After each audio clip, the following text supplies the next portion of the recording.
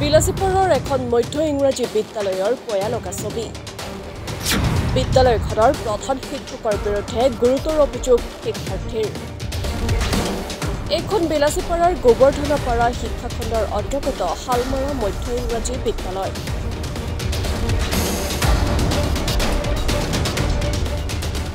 বিদ্যালয়খনৰ প্ৰধান শিক্ষকৰ বিৰুদ্ধে ক্ষুণ্ণ হৈ পৰিছে বিদ্যালয়খনৰ কণ কণ ছাত্ৰ ছাত্ৰীসকল।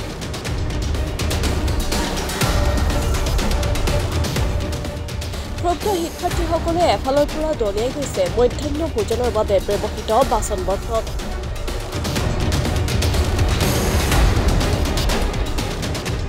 কিয়নো বিদ্যালয়খনৰ প্ৰধান শিক্ষকজনে এবছৰৰ পৰা দিয়া নাই মধ্যাহ্ন ভোজন। মধ্যাহ্ন ভোজন বিচাৰিলেই ছাত্ৰ ছাত্ৰীক বিদ্যালয়ৰ পৰা উলিয়াই দিয়াৰ গুৰুতৰ অভিযোগ ক্ষুব্ধ শিক্ষাৰ্থীসকলৰ। স্কুলের পর আমাকে একবার ডাঙা ডুঙে বের করে দিছে। হ্যাঁ ইউকুব স্যার কি কইছিল আপনি? হ্যাঁ কি কইছিল? কির কারণে মাইলে? আমরা কইছি কি আমাকে মিড ডে মিল না দেয়, আমরা কইছি কি স্কুলে ক্লাস না হয়, যদি মিড ডে মিলের কথা কই ডাঙা ডুঙে বের করে দেয়। কয় স্কুলে কোন সার্টিফিকেট নালকালি বসে দিম, জিন্দেগি কোন স্কুলে দিয়ে ভর্তি হয়ে খাবার বানান আমাকে লাইফের দাম নাই। কিমান দিনের পর হ্যাঁ 1 বছরের পুরা কই দেই আংখড়ি কয়। বিদ্যালয়ের নাম কি? আদ্রা সালমানা এম স্কুল। প্রধান শিক্ষক না ইয়াকুব আলী। পুরো ওলাই দিছে। হ্যাঁ আমরা তোমাকে ফোন করছি, আর একটা চ্যানেল দিয়া কইছে ওই জন্য আমাকে হাত ধাক্কে ডাঙে ডুঙে বের করে দিছে। মারিলে কোনে? হ্যাঁ মারলে ইয়াকুব স্যার।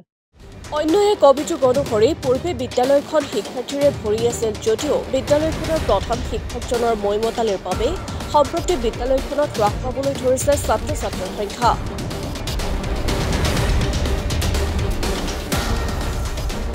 কিয়নো বিদ্যালয়খনত নাই কোনো শৈক্ষিক পৰিৱেশ।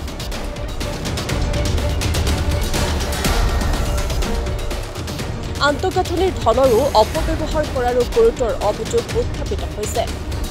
কি প্ৰায় ৩-৪ বছৰ ধৰি এইখন স্কুলত মেক্সিমাম 100ৰ অধিক ছাত্ৰ ছাত্ৰী আছিলে, কিন্তু যেতিয়াৰ পৰা এই ইয়াকুব হেডমাষ্টাৰ যেতিয়াৰ পৰা হ'ল তেতিয়াৰ পৰা আজি 3-4 বছৰ ধৰি এই মিড ডে মিলৰ যিটো মানে ছাত্ৰবিলাক যি মিড ডে মিল আহি থাকে, প্ৰায়ভাগ ছাত্ৰবিলাক যাই মোক কৈ থাকে যে মিড ডে মিল দিয়ে নাই, মাহত হয়তো 5 দিন 10 দিন এনেকুৱাকৈ দি থাকে।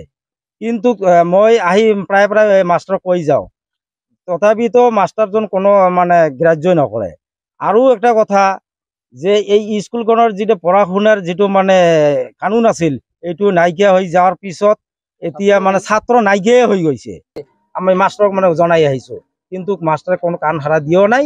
আৰু আজি যি মানে ছাত্ৰবিলাক যিটো মোক কথাটো কৈছে যে মিড ডে মিলৰ কাৰণে ছাত্ৰকেইটাক মানে ঘৰত গালত ধাক্কা দি মানে স্কুলৰ বাহিৰ কৰি দিছে আৰু কি কয় কি কলে চাৰ্টিফিকেট লাল কালি বহাই দিব। এইটোতো কথাটোতো বেয়া কথা, কিন্তু মই এইটো কথা কৈ আছো, ৰাইজ হৈ এই কথাটো কৈ আছো যে আপোনালোকৰ চেনেলৰ জৰিয়তে যাতে যেন এই ছাত্ৰবিলাকৰ ভৱিষ্যত দীক্ষা কৰি মই ওপৰ মহলত মই মানে প্ৰাৰ্থনা জনাওঁ যে এই উচিত বিচাৰ হয়, যে তদন্ত কৰি উচিত বিচাৰ হ'ব লাগে। এবছৰ ধৰি মধ্যাহ্ন ভোজন নিদিয়াৰ অভিযোগ সন্দৰ্ভত প্ৰধান শিক্ষকজনে প্ৰদান কৰে চালেবেৰে কোবোৱা মন্তব্য।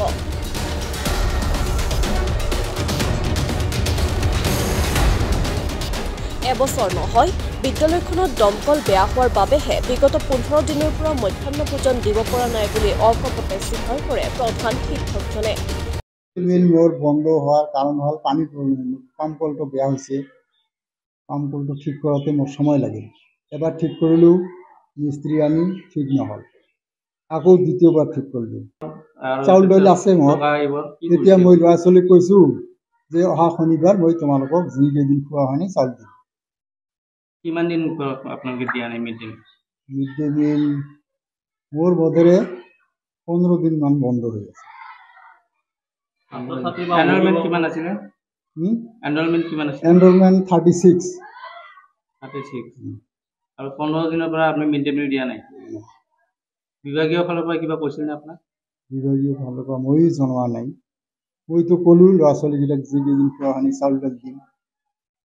আপোনাৰ এছ এম চি সভাপতিজন জ্ঞাত নে? বেয়াটো আছে, ইয়াতে আছে আন্তঃগাঁথনিৰ ক্ষেত্ৰত আমি যিখিনি আমাৰ এনৰলমেণ্ট কম পইচা পাওঁ এই পইচাৰে আমি টেক্স দি কৰিম এই আৰু এতিয়া ক'ব পাৰে যে মিড ডে মিল দিয়া নাই আৰু আপোনাক এই যদি 5 বছৰ ধৰি মই নোখোৱাওঁ তেনেহ'লে মোক অফিচিয়েলি ধৰিব। আমাৰ প্ৰতিদিনৰ হিচাপ এটা গৈ আছে। আচ্ছা, আপুনি এটা মোক ৱাশ্বাৰ মেনেজ কৰি দিয়কচোন। এই পাম্পকলত দোকানৰ পৰা এটা ৱাশ্বাৰ মেনেজ কৰি দিয়ক। বাকী স্কুলবোৰে কেনেকৈ চলে? হিচাপ দিয়া নহয়, পাম্প বিভাগে দিয়া না বিভাগীয় দিয়ে, পাব্লিক হেল্থৰ পৰা দিছে। ইয়াৰ ৱাশ্বাৰটো দোকানত বিভাগে কি আপোনাৰ স্কুলৰ কাৰণে এটাই টিউবৱেল বনাইছে? আছে, কিছুমান স্কুলত আছে, যি পাইছে তাৰ স্কুলত এনেকুৱা পাম্পকল আছে। সব স্কুলত নাই, কিছুমান স্কুলত পানীৰ ব্যৱস্থা আছে, আমাৰ ইয়াতে পানীৰ ব্যৱস্থা নাই। পানী চাওক। বিষয়টো সন্দৰ্ভত ছাত্ৰ ছাত্ৰীৰ লগতে অভিভাৱকসকলে হস্তক্ষেপ বিচাৰিছে বিভাগীয় কৰ্তৃপক্ষৰ।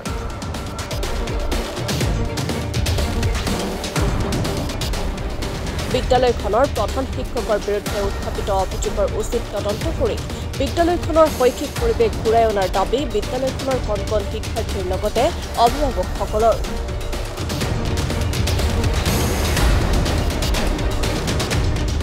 বিলাসীপাৰাৰ পৰা Abdul মজিদৰ report, my news any.